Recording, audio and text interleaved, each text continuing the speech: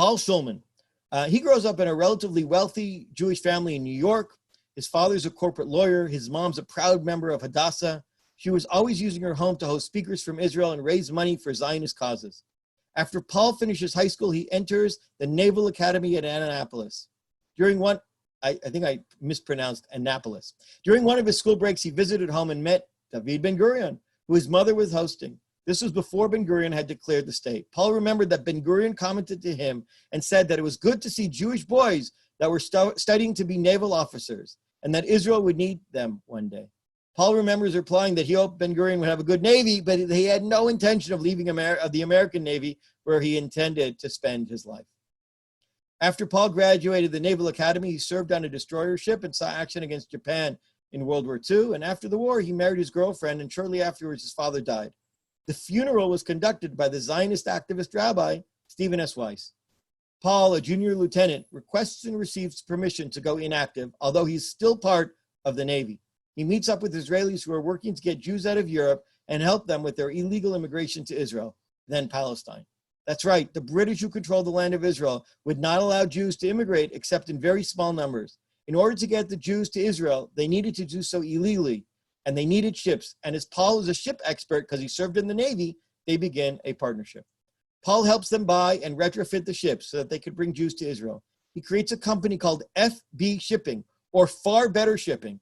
But in secret, Paul names it FB for F, a couple other consonants, vowel consonants, Britain Shipping. In New York, Paul also meets Mickey Marcus when Mickey comes back to the U.S. for a meeting after being in Israel. What do they discuss? Their Army-Navy rivalry. Short while later, Ben-Gurion requests that Paul come to Israel and set up a naval school. Greg, if I can ask you to advance one more slide, please. Paul did so, and Ben-Gurion made him commanding officer of the Israeli Navy. The teaching at Israel's first naval academy was in English, as Paul did not know Hebrew. As an Annapolis man, Paul was very disciplined and thorough. He wanted everything to be done by the book, even if there were no books. He created a system for everything. This, however, brought the ire of the Israeli naval cadets, who preferred to do things, well, let's say the Israeli way, or however they felt like it. They pejoratively renamed the Israeli Navy the Bathtub Corps, or Cheil HaAmbacha. Next slide, please. In October of 1948, Paul will be on the Mediterranean and see the flagship of the Egyptian Navy, the Emir Farouk, in a flotilla with other Egyptian Navy ships.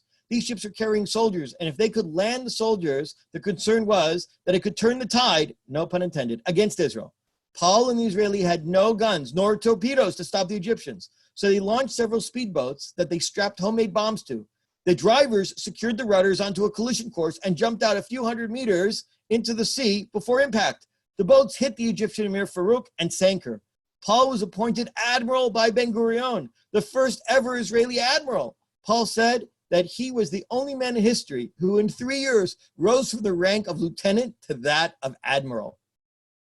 To every, next slide, please. To every great leader, there is an opposition. Ben-Gurion's opposition was Menachem Begin.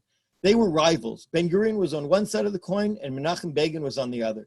They battled each other over the soul of Israel. To oversimplify things, Ben-Gurion was at the time the center, and Begin was on his right. Begin was the head of the underground paramilitary group called the Etzel, sometimes referred to as the Irgun. But they were more aggressive, much more aggressive than Ben-Gurion's Haganah, was that when they were fighting the British. In fact, some thought that Ben-Gurion didn't really even fight the British. While the state was being formed, these different paramilitary groups were slowly being organized into an army. But Begin wanted to preserve his militia and his power base. Ben-Gurion was determined to prevent it at almost all costs. As head of the Etzel group, Begin brought a ship that was loaded with weapons and Jews from Europe that were going to become his fighters, and this boat is called the Altalena. The captain of the boat was an American named Monroe Fine, a former U.S. naval officer. Ben-Gurion gave the order to intercept the boat, and the head of the Navy, Paul, went out on a ship to do his job. He first radios the Altalena, and then Ben-Gurion orders Paul, you got it, to fire on the Altalena. He does so, and then he fired again, but the Altalena kept coming. Paul then tries to move. By the way, he hits the boat, but it doesn't stop it. Paul then tries to move his boat to block the Altalena from reaching shore, but he's unsuccessful. Now, here's what's amazing about this story to me. The irony is uncanny. While Paul has been ordered to fire by Ben-Gurion on Begin's ship, It was really one Jewish American former U.S. Navy sailor against another Jewish American former Navy sailor, both volunteering in the name of creating a Jewish state that are fighting each other. Paul continued to be a by-the-book kind of guy, and the Israeli military did not like the idea of an American running the Israeli Navy. 9 months after being appointed head of the Navy, Ben-Gurion replaced Paul. He made Paul his official Navy and maritime development advisor. One day, Paul was summoned to the American consulate and told that as he was in the U.S. Navy, while he was in the Israeli Navy, he had forfeited his citizenship and needed to relinquish his U.S. passport. Paul fought this and claimed that he was only volunteering and not really in the Israeli Navy, and even got Ben-Gurion to give him a letter to this effect. Eventually, after lots of bureaucratic hassle, Paul succeeds in keeping his U.S. citizenship. He does, however, at Ben-Gurion's request, Israelize his name to Shaul ben Tzvi. Paul entered private industry and he became engaged in engineering.